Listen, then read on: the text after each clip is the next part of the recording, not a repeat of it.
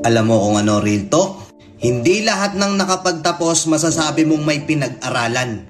Kasi kahit anong taas ng kursong tinapos mo, kung wala kang modo at pangit ang tabas ng dila mo, walang makikisama sa'yo. At hindi lahat ng hindi nakapagtapos wala nang mangyayari sa buhay. Mas bilib pa rin ako sa mga taong marunong rumispeto, hindi bastos. Na porket nagkaroon lang ng titulo, akala mo kung sino na. May kilala kayong ganito? Oo, marami, di ba? Naakala nila porket may hawak na silang diploma, bida na sila kagad. Pwede na nilang tapak-tapakan yung mga taong hindi nakapagtapos. Hindi naman lahat. Oo, hindi naman lahat, pero maraming ganito, di ba?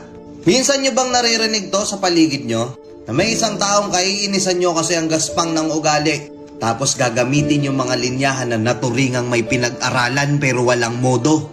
Gamit na gamit yung linyang yun, di ba? Kasi oo, totoo.